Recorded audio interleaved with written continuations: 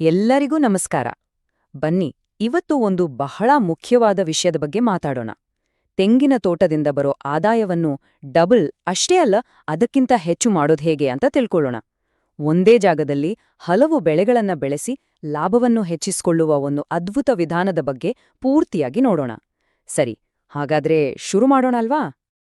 ತೆಂಗಿನ ತೋಟದಿಂದ ಬರೋ ಆದಾಯ ಯಾಕೋ ಸಾಕಾಗ್ತಿಲ್ಲ, ವರ್ಷಕ್ಕೊಮ್ಮೆ ಬರೋ ದುಡ್ಡಲ್ಲಿ ಎಲ್ಲವನ್ನೂ ನಿಭಾಯಿಸೋದು ಕಷ್ಟ ಆಗ್ತಿದೆ ಅಂತ ಅನಿಸ್ತಾ ಇದೆಯಾ? ನೋಡಿ, ಒಂದೇ ಬೆಳೆಯನ್ನು ನಂಬ್ಕೊಂಡ್ ಕೂತ್ರೆ ಈ ಸಮಸ್ಯೆ ಬರೋದು ತುಂಬಾ ಸಹಜ. ಆದ್ರೆ ಚಿಂತೆ ಮಾಡ್ಬೇಡಿ, ಇದಕ್ಕೊಂದು ಖಚಿತವಾದ ಪರಿಹಾರ ಇದೆ. ಆ ಪರಿಹಾರವೇ ಬಹುಬೆಳೆ ಪದ್ಧತಿ. ಅಂದ್ರೆ ಈಗಾಗ್ಲೇ ಇರೋ ತೆಂಗಿನ ತೋಟದಲ್ಲೇ ಇನ್ನೂ 3-4 ಹೊಸ ಬೆಳೆಗಳ್ನ ಬೆಳೆಯೋದು. ಇದ್ರಿಂದ ಏನಾಗುತ್ತೆ? ಆದಾಯದ ಮೂಲಗಳೂ ಜಾಸ್ತಿಯಾಗುತ್ತೆ. ಇದು ಬರೀ ಮಾತು ಕೇಳೋಕ್ ಚೆನ್ನಾಗಿದೆ ಅನ್ಕೋಬೇಡಿ, ಸರಿಯಾದ ಪ್ಲಾನಿಂಗ್ ಇದ್ರೆ 100ಕ್ಕೆ 100 ಇದು ಸಾಧ್ಯ. ಆದ್ರೆ ಈ ಬಹುಬೆಳೆ ಪದ್ಧತಿ ಯಶಸ್ವಿ ಆಗ್ಬೇಕು ಅಂದ್ರೆ ಒಂದೇ ಒಂದು ಬಹಳ ಮುಖ್ಯವಾದ ಮೂಲಭೂತ ನಿಯಮವನ್ನ ಪಾಲಿಸ್ಲೇಬೇಕು. ಈ ಒಂದು ನಿಯಮ ಸರಿಹೋಯ್ತು ಅಂದ್ರೆ ಮುಂದಿನದ್ದೆಲ್ಲ ತಾನಾಗೇ ಸರಿಹೋಗುತ್ತೆ. ಹಾಗಾದ್ರೆ ಏನದು ಯಶಸ್ಸಿನ ಮೊದಲ ನಿಯಮ?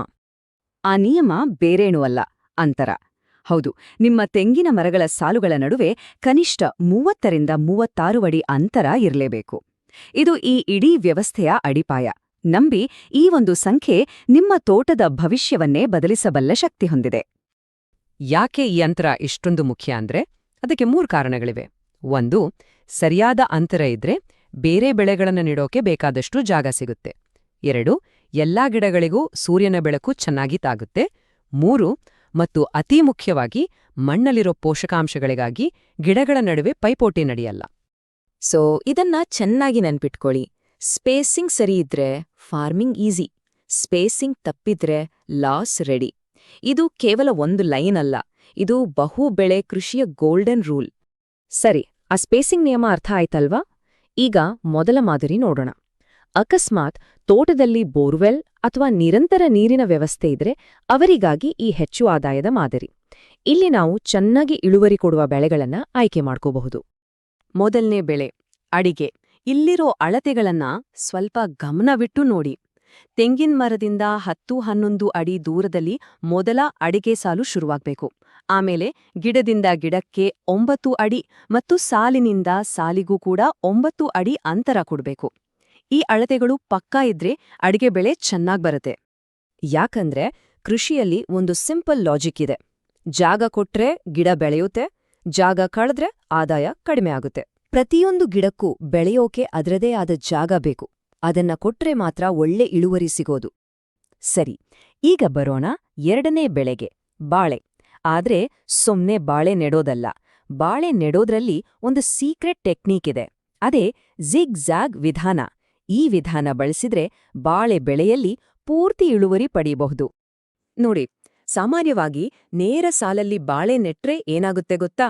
ನೆರಳಿನಿಂದಾಗಿ ಇಳುವರಿ ಅರ್ಧಕ್ಕರ್ಧ ಕಡಿಮೆ ಆಗೋ ಸಾಧ್ಯತೆ ಇರುತ್ತೆ. ಆದ್ರೆ ಅದೇ ಜಿಗ್ಜ್ಯಾಗ್ ಅಥವಾ ವಂಕದ ಸಾಲಿನಲ್ಲಿ ನೆಟ್ರೆ ಪ್ರತಿಯೊಂದು ಗಿಡಕ್ಕೂ ಸೂರ್ಯನ ಬೆಳಕು ಸಮವಾಗಿ ಸಿಗುತ್ತೆ. ಇದರಿಂದ ಪೂರ್ತಿ ಇಳುವರಿ ಗ್ಯಾರಂಟಿ. ಈ ಜಿಗ್ಜ್ಯಾಗ್ ಮಾದರಿ ಮಾಡೋದು ಏನೂ ಕಷ್ಟ ಅಲ್ಲ, ತುಂಬಾನೇ ಸುಲಭ. ಮೊದಲು ತೆಂಗಿನ ಮರಗಳಿಂದ 7 ಅಡಿ ದೂರದಲ್ಲಿ ಮೊದಲ ಸಾಲನ್ನ ನೆಡಿ. ಆಮೇಲೆ 2ನೇ ಸಾಲನ್ನ ನೆಡುವಾಗ ಮೊದಲ ಸಾಲಿನ ಗಿಡದ ನೇರವಾಗಿ ಹಿಂದೆಯೇ ನೆಡಬಾರ್ದು. ಬದಲಾಗಿ ಮೊದಲ ಸಾಲಿನ 2 ಗಿಡಗಳ ಮಧ್ಯದ ಜಾಗ ಇದೆಯಲ್ಲ, ಅಲ್ಲಿ 2ನೇ ಸಾಲಿನ ಗಿಡ ಬರುವ ಹಾಗೆ ನೆಡಬೇಕು. ಅಷ್ಟೇ. ಈ ಒಂದು ಸಣ್ಣ ಬದಲಾವಣೆ ಇದೆಯಲ್ಲ, ಅದರ ರಿಸಲ್ಟ್ ಮಾತ್ರ ಅದ್ಭುತ. ಜಿಗ್ ಝಾಗ್ ಮಾಡಿದ್ರೆ ಪ್ರತಿ ಗಿಡವೂ ಕಿಂಗ್ ಸೈಜ್ ಬೆಳವಣಿಗೆ ಕೊಡುತ್ತೆ. ಯಾಕೆಂದ್ರೆ ಇದು ಗಾಳಿ ಮತ್ತು ಬೆಳಕನ್ನು ಗರಿಷ್ಠವಾಗಿ ಬಳಸಿಕೊಳ್ಳುವ ಒಂದು ಸ್ಮಾರ್ಟ್ ಐಡಿಯಾ. ನಮ್ಮ ಹೆಚ್ಚು ಆದಾಯದ ಮಾದರಿಯಲ್ಲಿ 3ನೇ ಬೆಳೆ ಕೋಕೋ. ತೆಂಗಿನ ಮರದಿಂದ 9 ಅಡಿ ದೂರದಲ್ಲಿ ಇದನ್ನ ನೆಡಿಬೇಕು.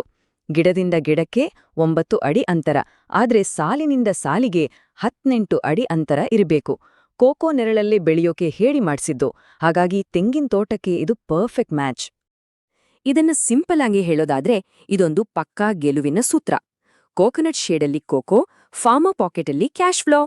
ತೆಂಗಿನ ನೆರಳನ್ನೇ ಬಂಡವಾಳ ಮಾಡಿಕೊಂಡು ಪಾಕೆಟ್ ತುಂಬಿಸಿಕೊಳ್ಳುವ ಸ್ಮಾರ್ಟ್ ದಾರಿ ಇದು. ಸರಿ, ಎಲ್ಲರ ಹತ್ರನೂ ಬೋರ್ವೆಲ್ ಇರಲ್ಲ ಅಲ್ವಾ? ನೀರ್ ಕಡಿಮೆ ಇದ್ರೆ ಏನ್ ಮಾಡೋದು?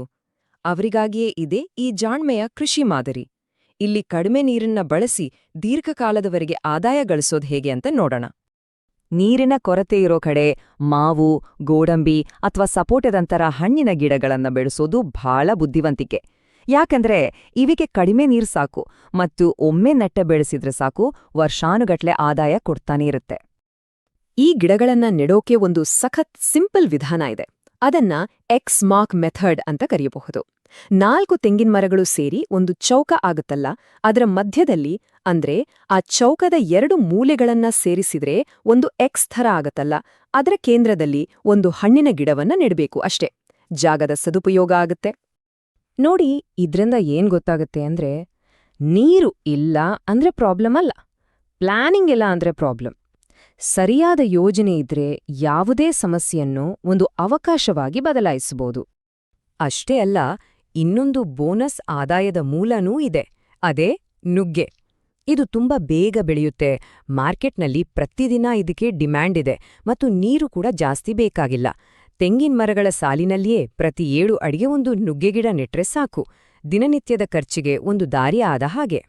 ಸೊ ನಾವು ನೋಡಿದ ಈ 2 ಮಾದರಿಗಳು ಹೆಚ್ಚು ನೀರಿದ್ದಾಗ ಮತ್ತೆ ನೀರು ಕಡಿಮೆ ಇದ್ದಾಗ 2 ಕಡೆ ಒಂದೇ ತತ್ವ ಕೆಲಸ ಮಾಡುತ್ತೆ.